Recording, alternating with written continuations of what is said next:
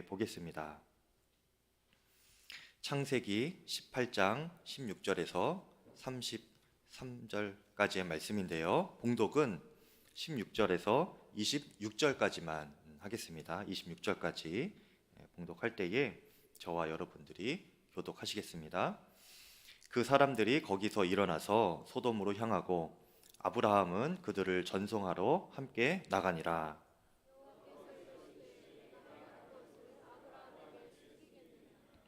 아브라함은 강대한 나라가 되고 천하 만민은 그로 말미암아 복을 받게 될 것이 아니냐.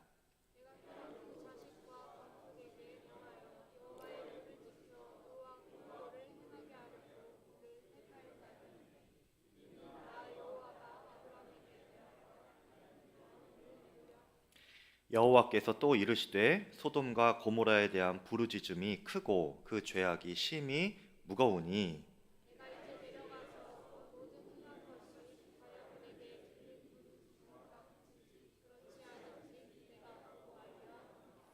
그 사람들이 거기서 떠나 소돔으로 향하여 가고 아브라함은 여호와 앞에 그대로 섰더니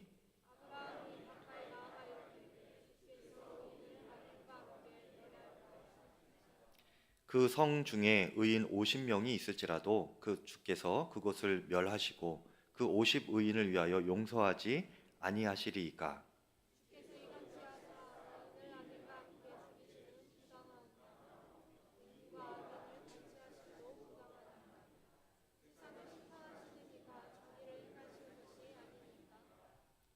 함께 읽겠습니다. 여호와께서 이르시되 내가 만일 소돔 성읍 가운데 의인 50명을 찾으면 그들을 위하여 온 지역을 용서하리라. 아멘. 하나님의 말씀입니다.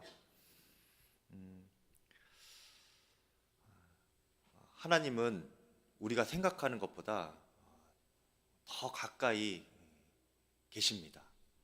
우리 삶에 깊숙이 개입하고 싶어 하시고요. 또 우리 삶에 대한 모든 계획을 가지고 계시고 또 나라와 또 열방을 향한 계획도 주님 가지고 계시고요. 또 이 양평교회를 향한 계획도 주님께서 가지고 계십니다. 온전한 믿음의 사람일수록 그 하나님의 계획을 잘 알 수 있고요. 또 나를 향한 구체적인 삶의 부분까지 하나님께서 간섭하고 싶어 하신다는 것을 느끼게 됩니다. 그리고 그 하나님의 뜻을 우리가 깨달을 때, 그 하나님의 의도와 그 마음을 우리가 깨달을 때 우리는 이 땅을 살아가면서 흔들리지 않는 믿음으로 살아갈 수가 있는 것이죠. 저에게 아들 한 명이 있고 딸 한 명이 있는데요. 아들 첫아들이 처음 태어났을 때에 제가 좀 어렵게 아들을 낳습니다. 첫 아들을. 그래서 10달 동안 기도하면서 이름을 무엇으로 할까 이렇게 고민하다가 예정일이 지나게 됐어요. 아이도 안 나오고 이름도 아직 안 정해지고. 그런데 12월 이제 어느 날이 되어서 새벽에 기도하는데 마음에 하나님의 온유한 친구라는 이 마음이 떠오르는 겁니다. 새벽에 기도할 때. 그래서 이름을 온우라고 지었어요. 온유할 온자에 벗우자, 친구 우자 해서 온유한 친구 이렇게 이름이 떠올랐는데 여러분 사실 온유할 온자는 없습니다, 여러분. 그래서 찾아보니까 온유할 온자 없어서 따뜻한 온자로 했는데 뜻은 하나님의 온유한 친구예요. 모세가 지면에서 가장 온유한 자다 성경에 그렇게 소개하고 있고 하나님의 벗이다 이렇게 소개하고 있죠. 모세가 그렇게 떠올랐고 또 아브라함도 마찬가지입니다. 아브라함도 온유한 사람이고 또 특별히 오늘 말씀에도 나오는데요. 하나님께서 친구처럼 여기시는 자가 바로 이 아브라함이에요. 그래서 굉장히 이름이 좋죠. 그 이름을 제가 받고 하나님께서 주신 이름이다 생각하고 있는데 그날 저녁에 양수가 터졌습니다. 예정일이 좀 지난 날짜였는데 양수가 터지고 새벽에 아이가 태어나서 그래서 이름을 온우라고 지었습니다. 그리고 이제 부모님에게도 알려드렸는데 얼마 안 있어서 아버지에게 이렇게 전화가 왔어요. 그래서 오누라고 이름을 안 지었으면 좋겠다 이렇게 말씀을 하시더라고요. 그래서 왜 그러시냐 이렇게 물어보니까 아버지께서 이렇게 좀 알아보니까 이 오누라는 이름은 빵점짜리 이름이라는 거예요. 그때까지만 해도 저희 아버지가 이렇게 교회는 안 나가시는 상태였거든요. 그래서 이제 좀 나름 알아보시는 곳이 있나 봅니다. 뭐 어디 저렇게 용한 곳이 있나 봐요. 그래서 거기서 알아보니까 이 온우가 빵점짜리래요. 그래서 제가 듣고 순간 조금 당황은 했습니다. 이럴 리가 없는데 하나님께서 주신 이름인데 왜 그러지? 좀 당황은 하긴 했는데 아버지께서 너무 이렇게 강경하게 나오시는 거예요. 온우는 안 된다. 그래서 제가 어떻게 해야 될지 전화하면서 고민이 되더라고요. 근데 순간 하나님께서 주시는 지혜가 있었어요. 그래서 아버지께 이제 설명을 드렸죠. 제가 주님의 종이고 또 10달 동안 기도하면서 그렇게 하나님께 받은 이름인데, 그러니까 하나님께서 지어주신 이름인데 당연히 세상의 미신적인 이치와는 다르지 않겠느냐, 반대되는 것이 아니겠느냐. 그래서 빵점을 맞았다면 오히려 하나님께는 100점짜리 이름이 될 수 있지 않겠느냐. 또 저도 모르게 뭐 그렇게 계속 설명을 했어요. 아버지에게 오히려 더 좋은 이름이다, 그런 증거이다, 이렇게 좀 아버지에게 설명을 드렸습니다. 근데 아버지께서 이게 참 들으시는 것 같더라고요. 그래서 제가 아버지, 제가 목사인데 이렇게 해야 되지 않겠습니까? 세상의 이치를 따라 이름을 줘야겠습니까? 하나님의 주신 마음을 따라 정해야 되겠습니까? 말씀드리니까 아버지 곰곰이 생각하시더니 그때는 이제 대답을 안 하시고 또 다른 얘기 하시다가 이제 끊었어요. 그리고 이제 얼마 안 있어서 또 연락이 오시더니 아버지께서 너는 하나님의 종이니까 그래, 너 말대로 해라, 오늘하고 지어라, 그렇게 허락을 해주시더라고요. 여러분, 우리가 세상을 살아갈 때 비록 작은 에피소드이지만요, 세상의 소리와 또 그런 가치관들에 언제든지 마음이 또 생각이 흔들릴 수 있습니다. 그런데 주님 앞에 온전한 믿음으로 주님께 나아가면 나아갈수록 선명한 주님의 뜻이 깨달아지고 그것을 알 수 있고요, 또 삶의 예상 외로 구체적인 부분까지 하나님께서 간섭하고 싶어 하시고 인도하시는구나, 알려주시는구나, 이것을 우리가 깨달을 수 있습니다. 그러면 우리가 흔들리지 않을 수 있는 거예요. 주님은 그렇게 우리와 가까이에서 함께 계십니다. 지금도 여러분과 함께 계시는 겁니다. 이 온전한 믿음이 무엇인가 라고 하는 것은 저희가 지난 시간까지 살펴본 거예요. 아브라함과 사라를 통하여 창세기 12장에서 지난 시간 17장까지 보았을 때에 하나님께서 아브라함과 사라를 온전한 믿음으로 이끌어 주셨죠. 그들에게 그 믿음이 있었던 것이 아니고 하나님께서 그들에게 믿음을 주셨고 온전하게 성숙시켜 주신 것입니다. 특히 지난주 17장에서 하나님이 아브라함에게 직접 찾아오셨죠. 그동안에는 이렇게 좀 마음을 주시거나 또 그렇게 하셨는데 직접 찾아오셨어요. 그리고 약속의 말씀을 더 구체적으로 반복해 주시고 마지막에는 할례를 명하셨죠. 그때 아브라함이 하나님 앞에 자신의 마지막 남은 인간적인 믿음까지 다 내려놨습니다. 그 증거가 바로 할례를 받은 거예요. 마지막 남은 가능성까지 하나님께 마음을 내어드리고 믿음을 사용해서 마지막 인간적인 믿음까지 다 내려놓고 하나님을 전적으로 의지함으로 할례를 받았습니다. 이것이 제가 어떤 믿음이라고 설명드렸냐면, 그동안은 자기 주도적인 믿음으로 살아갔다면 아브라함이 이후부터는 하나님 주도적인 온전한 믿음으로 살아가게 되었다. 그 분기점이 바로 할례를 받은 사건이다 라고 말씀을 드렸어요. 그렇게 철저하게 주님께 끌려가는, 수동적으로 주님께 끌려가는 믿음의 사람으로 아브라함이 변화되었죠. 그리고 아브라함만 그렇게 바꿔주신 것이 아니고요, 하나님은 사라에게도 온전한 믿음을 주시려고 아브라함의 집에 찾아오셨죠. 사람의 모습으로 세 사람의 무리 가운데 이렇게 함께 오셔서 다시 또 설명해 주셨습니다. 자녀를 줄 거다. 근데 사라는 믿지 않았죠. 자기는 경수도 다 끊기고 아브라함은 99세고 자신은 90세고 이 상황이라 지금 포기한 상황이 바로 사라였어요. 아무런 가능성이 없었죠. 그때 하나님께서 뭐라고 말씀하셨습니까? 여호와께 능하지 못하신 일이 있겠느냐. 너의 0%의 가능성이 오히려 하나님께서 일하실 시간이다. 하나님이 능하지 못한 일이 있겠느냐 말씀하시면서 내년 이맘때쯤에 내가 다시 올 때에 너에게 아들이 있을 거다.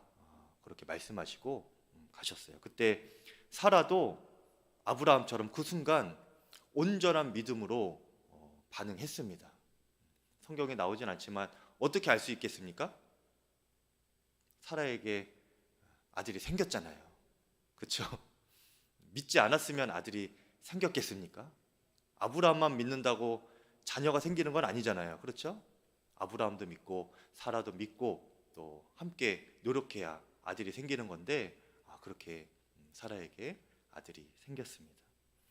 아브라함도 사라도 하나님께서 연약한 믿음, 인간적인 믿음, 자기 주도적인 믿음이었던 그들이었지만 하나님께서 온전한 믿음으로 하나님께서 주신 하나님의 이끌림 받는 그런 온전한 믿음으로 살아가도록 그렇게 인도해 주셨어요. 그 믿음으로 반응했을 때에 그들에게 또 새로운 삶과 놀라운 시작을 경험하게 되었습니다. 그리고 중요한 것은 우리 삶 가운데도 하나님은 적극적으로 그렇게 찾아오신다는 겁니다. 이미 우리 가운데 계시고요. 그래서 무엇을 하고 계시느냐? 믿음을 주고 계십니다. 저 믿음이 있는데요. 그런데 생각해 보면 여전히 내 중심적이고 자기 주도적인 믿음으로 살아가는 사람이 얼마나 많은지 모릅니다. 그 마지막 하나를 포기하지 못하고 하나님과 항상 결정적일 때 거래를 하고 밀당을 하는 우리의 모습들이 얼마나 많은지 몰라요.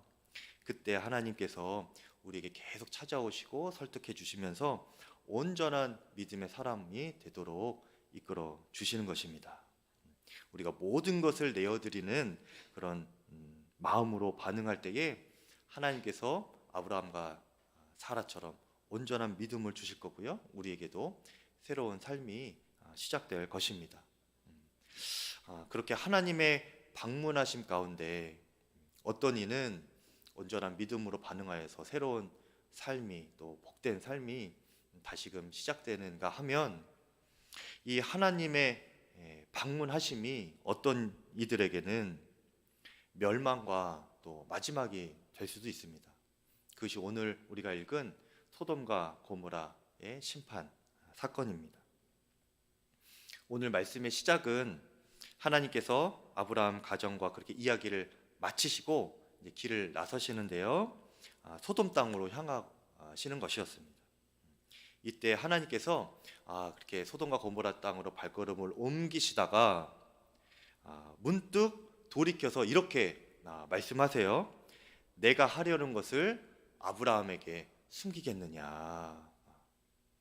이 말은 하나님의 마음을 아브라함과 이렇게 나누고 싶어 하신다는 뜻이에요. 하나님의 마음 안에 있는 것을 아브라함에게 말씀하고 싶어 하시는 것이죠. 왜 그럴까요? 왜 하나님이 아브라함과 나누고 싶어 하실까요?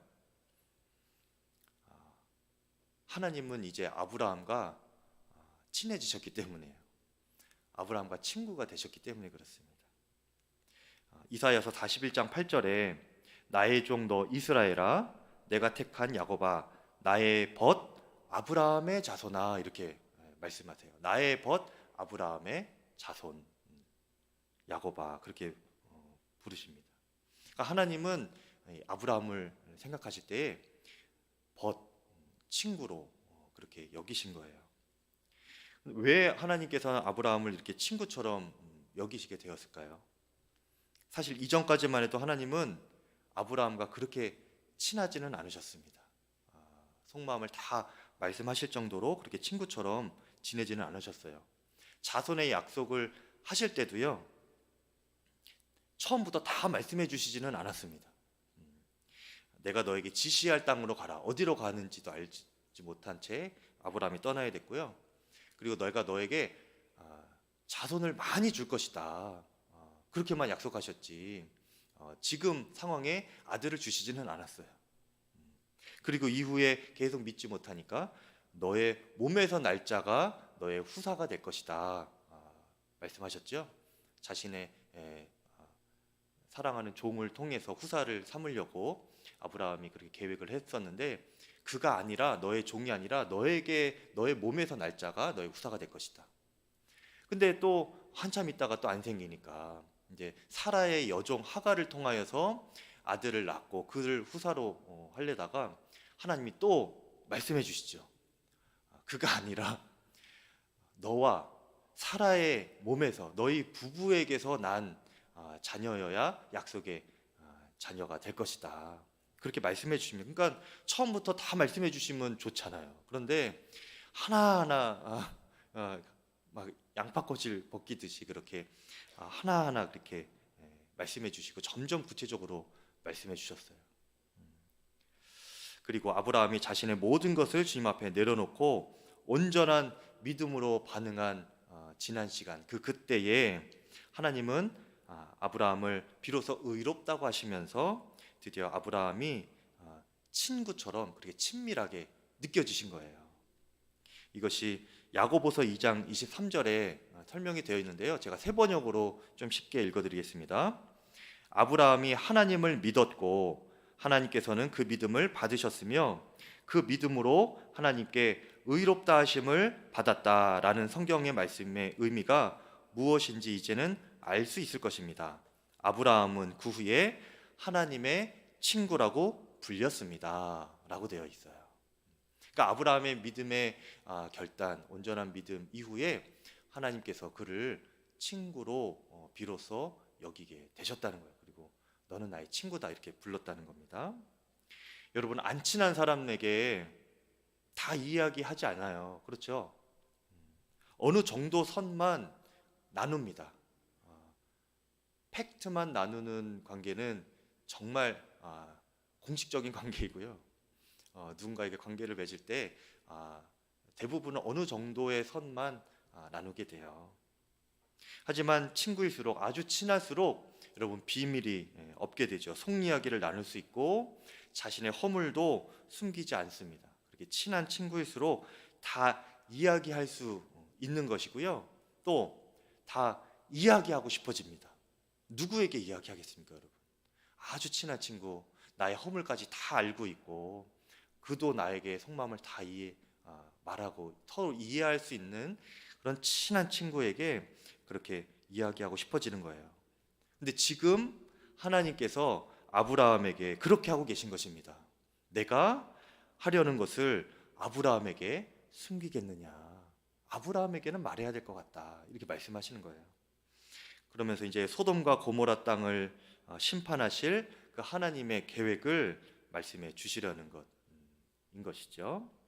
아브라함은 이렇게 하나님과 비밀을 공유할 수 있는 사람이 된 것입니다. 하늘의 비밀을 가장 먼저 알게 되는 사람이 바로 이 아브라함이었던 거예요. 여러분, 이것이 하나님께 모든 것을 내어드린 사람의 특권입니다. 온전한 믿음으로 반응하는 사람의 특권이 바로 이것이에요. 여러분도 아브라함처럼 그렇게 하나님과 친해지시기를 바랍니다. 하나님께서 너는 나의 친구다. 내가 너에게는 다 말해주고 싶다. 그렇게 하늘의 비밀을 공유받는 여러분 되시기를 축복합니다. 하나님께서 아브라함에게 두 가지 비밀을 알려주셨는데요. 첫 번째로는 하나님께서 아브라함을 선택하셨다라는 것을 처음 말씀해 주세요. 그리고 그 이유까지 말씀해 주시는데요. 그것이 18절에서 19절입니다. 그 내용을 보면 두 가지예요. 하나님이 그 아브라함을 선택하셔서 부르신 이유는 그 아브라함을 통하여 천하 만민이 복을 받게 하시려고 선택을 하셨고요. 또 그의 아브라함의 자손들이 여호와의 도를 지키고 의와 공도를 행하게 하시려고 그 수많은 사람 중에서 아브라함을 선택하여 부르셨다는 것입니다. 여러분, 이 말씀은 아브라함이 여러분 믿음의 조상이죠. 그래서 믿음의 후손들인 우리들에게도 그대로 적용되는 말씀입니다. 하나님께서는 믿음으로 반응하는, 온전한 믿음으로 살아가는 여러분을 수많은 사람들에게서부터 선택을 하신 거예요. 그리고 여러분의 믿음을 온전하게 지금 계속 인도하고 계시는 것입니다. 내가 예수님 믿고 구원받은 것, 이것은 저절로 되는 것이 아닙니다. 주님께서 보시고 선택하여 부르신 것입니다. 수많은 사람 중에서. 그 이유는 무엇입니까? 여러분을 통하여서 세상이 복을 받게 하려고, 여러분을 통하여 여러분 주변이 복을 받게 하시기 위해서인 거예요. 또 우리들의 후손들이 믿음으로 자라도록 우리가 역할을 감당하게 하시려고 우리가 주님께 부름받은 것이죠. 이것은 자녀가 있든 없든 상관없습니다, 여러분. 제가 교회학교 교사 모집 계속 하고 있죠. 네, 우리 육신의 자녀뿐만 아니라 하나님께서 우리에게 맡겨주신 영적인 자녀들도 우리가 감당해야 될 책임이 있는 것입니다. 그것이 믿음의 후손들에게 하나님께서 약속하시고 주신 비밀인 거예요. 저는 그럴 능력이 못 되는데요, 그럴 믿음도 없습니다 라고 하실 분이 혹 계실지도 모르겠습니다. 그런데 여러분, 아브라함도 그랬어요. 아브라함도 처음부터 온전한 믿음은 아니었습니다. 하나님께서 아브라함을 믿음의 사람으로 설득시키고 만드신 것이에요. 그리고 오늘 우리도 그렇게 만들어가고 계시는 것이고요. 그래서 하나님은 19절에 마지막에 이렇게 말씀하시죠. 이는 나 여호와가 아브라함에게 대하여 말한 일을 이루려 함이라. 나 여호와가 이루려 한다, 이렇게 말씀하고 계시는 거예요. 하나님께서 친히 이루신다, 이것이 은혜이지요. 그러니 우리가 아무 준비도 안 되어 있고 또 자격도 안 되는 것 같아도 이 아브라함의 복을 우리도 받아 누릴 수가 있습니다. 왜냐하면 우리의 그 어떠함보다 주님의 은혜가 더 크기 때문입니다. 하나님께서 알려주신 비밀 두 번째가 있는데요, 그것은 소돔과 고모라를 심판하실 계획에 대해서 이제 알려주시는 것이었습니다. 아직 그 땅 사람들은 정작 모르고 있어요. 소돔과 고모라 사람들은 무슨 일이 앞으로 일어날지 알지 못하는 상황인 것이죠. 하지만 하나님은 이미 계획을 하셨습니다. 그리고 사람으로서는 이제 이 아브라함에게 처음으로 알려주시는 것입니다. 그런데 특히 우리가 눈여겨봐야 될 것이 하나님께서 심판을 계획하신 이유를 우리가 좀 눈여겨보면 좋을 것 같아요. 그 이유는 그 땅의 죄악 때문에 부르짖는 그 소리가 하나님께 들렸기 때문이다, 이렇게 말씀하고 계세요. 20절에 여호와께서 또 이르시되 소돔과 고모라에 대한 부르짖음이 크고 그 죄악이 심히 무거우니 라고 했습니다. 여기서 부르짖는다라고 하는 것은 우리가 출애굽기를 보면 거기에도 나오는데요, 억울한 일을 당하고 억압한 자들이 이렇게 부르짖을 때, 그럴 때 또 표현입니다. 이스라엘이 여러분 이집트 포로 생활을 할 때, 그때 굉장히 고된 노동과 착취를 당하면서 그 이스라엘 백성들이 힘들어했죠. 그리고 부르짖었습니다. 부르짖었다고 성경에 표현돼요. 근데 그때 하나님께서 들으셨어요. 그래서 누구를 보내셨습니까? 모세를 보내셨죠. 대답 안 하셔도 됩니다. 모세를 보내셨어요. 그리고 그 이집트는 마지막에 10가지 재앙으로 또 이렇게 심판을 받죠. 재앙이 임하죠. 여러분, 우리가 죄를 지으면 그 죄로 인하여 누군가가 고통을 당하고 그가 부르짖습니다. 육성으로 부르짖기도 하겠지만 그 마음으로도 부르짖겠죠. 밤에 잠도 못 자고 억울하고 답답하고. 하나님은 그 죄악으로 인한 부르짖음을 들으십니다, 여러분. 다 들으세요. 그러니 우리가 다른 사람 아프게 하면 안 돼요. 그게 몰래 할 수가 없는 겁니다. 누군가는 아파하고 또 그 아파서 부르짖는 소리를 하나님이 들으세요. 21절에 내가 이제 내려가서 그 모든 행한 것이 과연 내게 들린 부르짖음과 같은지 그렇지 않은지 내가 보고 알려고 하노라. 주님 말씀하셨습니다. 그런데 여러분, 하나님이 정말 모르셔서 확실하지 않아서 그래서 확인하려고 지금 가시는 것일까요? 그것이 아닙니다. 사람의 머리털까지도 세시는 바 되시는 주님이시죠. 마음의 중심까지도 다 아시는 주님이신데 하나님은 벌써 누가 괴롭혔는지 다 아세요. 누가 억울하게 부르짖었는지 정확하게 다 아십니다. 그런데 그럼에도 불구하고 하나님께서 확인하려고 하시는 이유는 계획을 하셨으면 이제 실행을 하셔야 되는 것 아닙니까? 그런데 먼저 확인을 하시려고 하는 이유는 무엇이냐면 심판을 일단 유보하고 계시는 겁니다. 이 말은 하나님이 심판을 계획하시고 작정하셨지만 아직 기회는 남아 있다는 뜻이 되는 것입니다. 그 기회에 회개를 해야 되는 것이죠. 여러분 중에 혹시 나 때문에 아파하고 있는 사람이 누군가 그치 생각나는 분이 계십니까? 하나님 그것을 그냥 넘어가진 않으십니다. 하나님께서 심판하실 겁니다. 그런데 아직 심판이 안 되고 있는 것은 기회가 있다는 거예요. 유보하고 계시다는 것입니다. 아직 기회가 있는 것입니다. 그 기회가 있을 때에 회개하는 것이 온전한 믿음의 사람이고 지혜로운 사람인 거예요. 바로 회개하실 수 있기를 축복합니다. 네. 여기서 우리는 하나님의 큰 은혜를 발견하게 되는 것인데요. 하나님은 심판받고 또 멸망당에 마땅한 그런 죄인일지라도 기회를 주신다는 겁니다. 그런데 기회를 주시는데 그 이유는 그들이 멸망받지 않고 구원 얻기를 그 누구보다도 하나님께서 바라고 계시기 때문입니다. 이것이 우리에게 큰 은혜가 되는 것입니다. 여러분, 이후에 아브라함과 하나님과의 대화를 보면 정말 그렇구나 알 수가 있어요. 아브라함이 하나님의 계획을 듣고 순간 얼어붙는 듯 했습니다. 여호와 앞에 그대로 섰더라. 22절에 그렇게 나오거든요.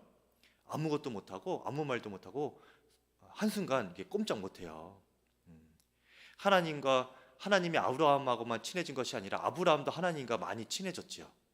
믿음으로 하나님이 어떤 분이신지 이제 영적인 감각으로 점점 깨닫게 됐는데 하나님이 정말 나를 기다려주시고 인내해주시고 믿음을 주시는 인자한 주님이시다. 아버지 하나님이시다. 이것도 아브라함이 영적인 감각으로 깨달았지만 그가 또 하나님은 전능하시고 또 심판주이시다. 이것도 동시에 깨달은 거예요. 왜냐하면 하나님이 그런 분이시니까.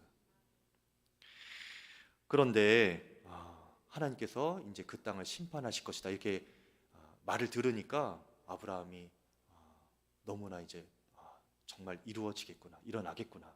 큰일 났구나. 이게 된 것입니다. 그리고 더욱이 그 땅에 지금 누가 살고 있습니까? 아브라함의 사랑하는 조카 롯이 그 땅에 있어요. 그러니까 이 아브라함은 하나님께 그 땅을 멸하지 마시기를 간절히 요청하게 됩니다. 중보 기도를 하는 것이죠. 여기부터는 이제 우리가 교회학교 때 배운 그 내용 여러분 잘 아시죠? 50명, 45명, 40명, 30명, 20명, 10명 이렇게 되는데 아브라함이 하나님께 제안을 하는 겁니다. 제안보다는 요청을 하는 거죠. 하나님, 그 땅에 악인이 물론 있겠지만 의인이 있다면 그 의인을 악인과 함께 멸하시는 것이 옳은 일이겠습니까? 그 땅에 의인 50명만 있어도 하나님 어떻게 하시겠습니까? 용서해 주시겠습니까? 이렇게 간청을 해요.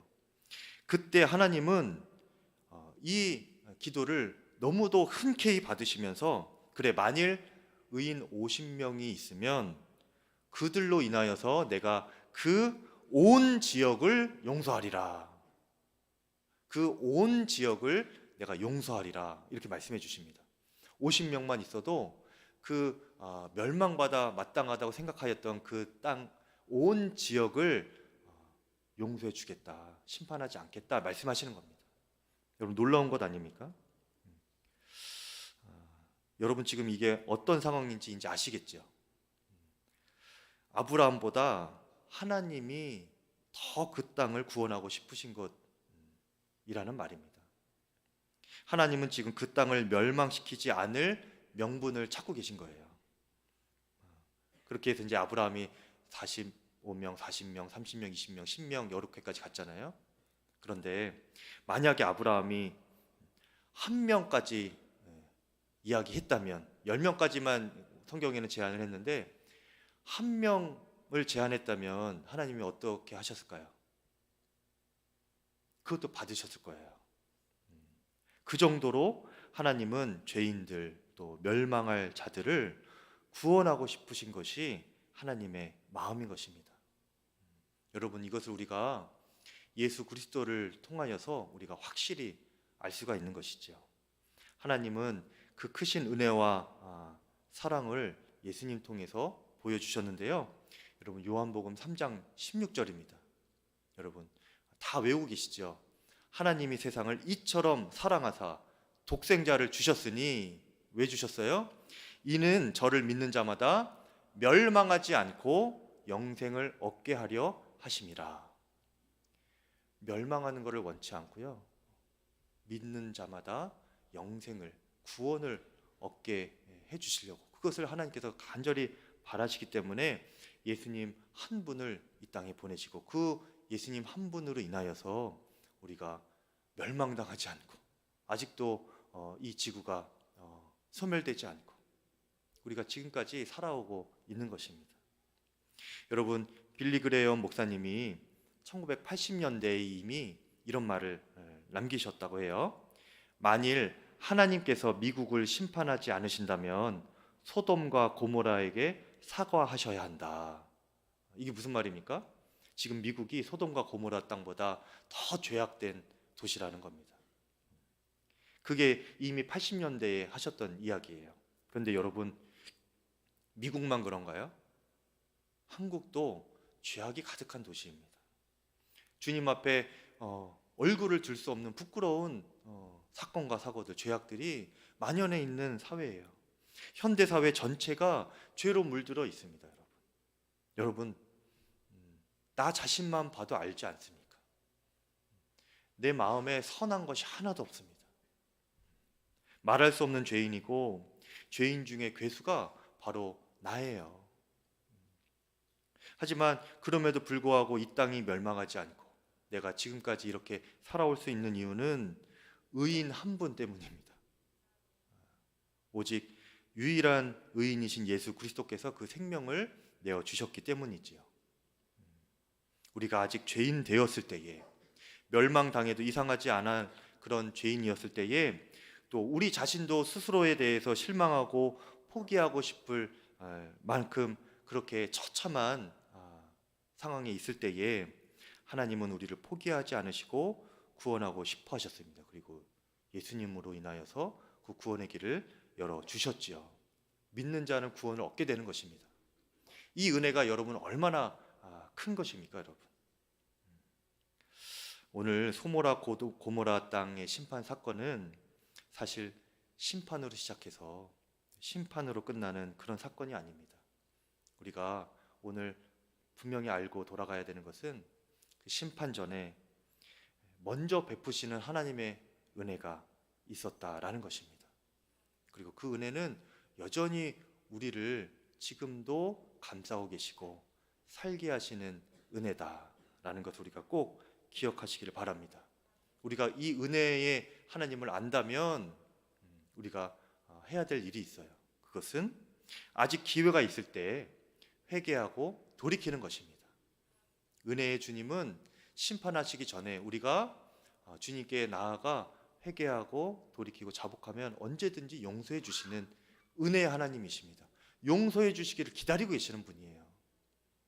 우리가 하나님의 은혜를 기억하면서 담대하게 회개할 수 있기를 바랍니다. 또 한 가지는 우리의 어떠함보다 주님의 은혜는 언제나 더 크십니다. 그러니까 여러분들 그 은혜 때문에, 그 크신 은혜 때문에 감사하고 감격하면서 살아가실 수 있기를 축복합니다. 기쁨이 넘치는 삶이 되어야 돼요. 그리고 거룩한 주님께서 주시는 눈물이 있기를 바랍니다. 여러분, 제가 설교할 때 자주 울었죠.